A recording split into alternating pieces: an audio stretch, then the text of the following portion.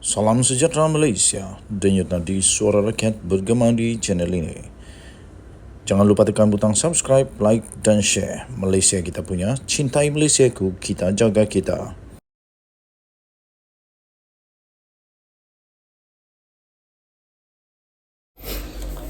Salam sejahtera Malaysia, denyut nadi suara rakyat bergema di channel ini. Selamat pagi tuan-tuan dan puan yang dihormati sekalian. Pilihan raya negeri pada 6 buah negeri menghampiri kepada titik tarik itu. Dan pastinya Bersatu, parti yang paling tertekan pada ketika ini kerana Bersatu dihimpit masalah kewangan, masalah tak ada duit kerana akaun mereka telah dibekukan, masih dibekukan kerana disyaki terlibat dengan kes yang melibatkan salah guna kuasa, pecah amanah, rasuah, penyelewengan dan macam-macam lagi. Tapi walaupun begitu, itu masih di peringkat siasatan, cuma saja belum lagi dinyah bekukan. Terbaru ini Ahmad Faizal Azumu pula mengumumkan keputusan. Beliau yang pasti mengejutkan Muhyiddin Yassin. Mengapa beliau mengumumkan perkara ini belum pasti kenapa, tapi yang pasti Ahmad Faizal Azumu tidak akan bertanding dalam pilihan raya negeri yang akan datang.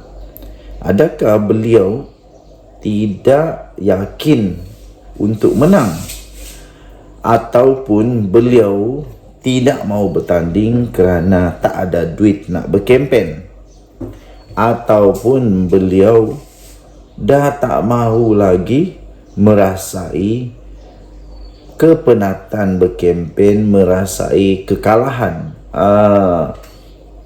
Tuan-tuan dan puan yang dihormati sekalian, timbalan Presiden Bersatu iaitu Datuk Seri Ahmad Faizal Azumu pada hari ini telah mengumumkan untuk tidak akan bertanding dengan mana-mana kerusi Dewan Undangan Negeri di 6 negeri yang akan mengadakan pilihan raya negeri tidak lama lagi. Meskipun baru saja dilantik sebagai pengerusi Bersatu serta pengerusi Perikatan Nasional Negeri Sembilan, beliau berkata ia bukanlah satu tiket dan tugasnya adalah untuk membantu bagi melicinkan perjalanan jentera parti menjelang PRN. Katanya, saya buat pengumuman hari ini, walaupun saya dilantik memegang jawatan kuasa ini untuk melicinkan jentera pilihan raya, saya buat pengakuan tidak akan bertanding, termasuklah di Negeri Sembilan. Katanya ini kerana saya berasal dari Perak dan saya berhasrat memberi hikmat di tempat sendiri, katanya lagi. Oh, itu rupanya sebab kenapa Peja tak mau bertanding.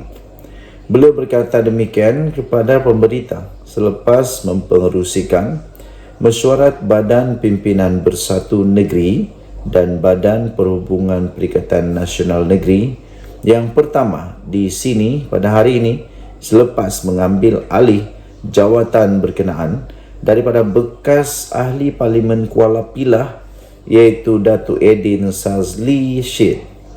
Mengenai pembahagian kerusi Bersatu di Negeri Sembilan pula, Ahmad Faizal yang juga pengerusi jawatan kuasa kerusi mewakili Bersatu berkata ia telah selesai dilaksanakan dan sedang menunggu saringan oleh pucuk pimpinan tertinggi yang akan diputuskan kemudian. Selain Negeri Sembilan, negeri yang akan mengadakan pilihan raya negeri ialah Selangor, Kelantan, Terengganu, Kedah dan Pulau Pinang. Denyut nadi suara rakyat bergema di channel ini. Jangan lupa tekan butang subscribe, like dan share. Malaysia kita punya, cintai Malaysiaku, kita jaga kita. Kita jumpa lagi. Bye-bye. Salam sejahtera Malaysia, denyut nadi suara rakyat terus bergema di channel ini.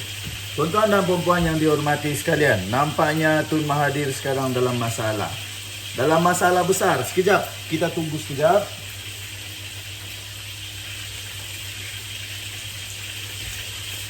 Nampaknya Tun Mahathir dalam masalah besar. Jamcismo pula saya kali ini. Sekejap ada, sekejap tak ada. Masalah menghadapi Mahathir sekarang ini, yang mana selama ini seolah-olah beliau sangat berkuasa sampai dia boleh buat apa saja untuk mempengaruhi orang dan sampai macam-macam lah. Tapi kali ini nampaknya kesungguhan ataupun terlalu excited mungkin, ataupun kerana terlalu yakin mungkin, akhirnya adakah itu memakan diri Tun Mahathir pada penghujung usianya, pada penghujung karier politik, pada penghujung beliau berada di dunia yang fana ini. Adakah beliau akan mati diingat sebagai seorang pemimpin yang mengakhiri kehidupan dengan baik, ataupun beliau akhirnya berada dalam satu situasi yang amat buruk pada akhir hidup beliau. Tun Mahathir bakal didakwa daripada Syahbuddin Hussein. Satu laman web yang selalu saya baca dan selalu saya tertarik. Kertas siasatan ke atas Dr. Mahathir Mohamad berhubung isu dia didakwa telah menghina institusi diraja sudah pun disiapkan. Itu kata polis diraja Malaysia. Maksudnya di sana secara ringkas, secara logik, secara ringkas dan pendek, kalau kita hendak memahami, memang sah ada kes dalam kes ini. Kerana sampai dihantar kepada peguam negara, maksudnya memang ada kes. Cuma saja peguam negara perlu untuk mempertimbangkan sama ada kes itu layak untuk dibawa ke mahkamah untuk didakwa atau tidak. Setiausaha PDRM sendiri, iaitu Nursia Muhammad Saaduddin, berkata itu selaras dengan satu peruntukan daripada Undang-Undang Perlembagaan. Kertas siasatan tersebut akan dirujuk ke Jabatan Peguam Negara AGC pada minggu depan, iaitu hari Selasa. Kerana besok cuti umum, jadi besok hari Selasa. Katanya PDRM telah pun melengkapkan kertas siasatan terhadap Tun Dr. Mahathir bersabit kes penghinaan terhadap institusi diraja. Saya pun tidak faham kenapa di akhir hidup Tun Mahathir ini akhirnya dia memilih untuk jalan ini.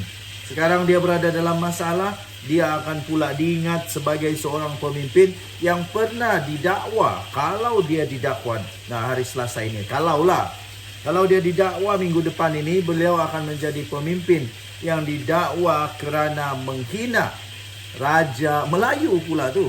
Tapi sekarang katanya ingin mempertahankan hak orang Melayu. Tetapi bagaimana pula dengan halnya dengan perkara ini? Kertas siasatan itu akan dirujuk kepada pejabat peguam negara pada 6 Jun ini selari dengan peruntukan perlembagaan 143-3 Perlembagaan Persekutuan, katanya dalam satu kenyataan media. Dalam satu kenyataan yang sama, Nursia juga memberitahu bahawa isu membabitkan proklamasi orang Melayu pula, itu PDRM masih lagi dalam peringkat siasatan. Sekiranya ini pun akan juga didakwa, habislah. Katanya polis akan merakamkan pula percakapan dua lagi ahli politik yang lain, Presiden PAS Abdul Hadi Awang dan Timbalan Ketua Menteri Dua Pulau Pinang P. Ramasamy. Kita nantikan nanti.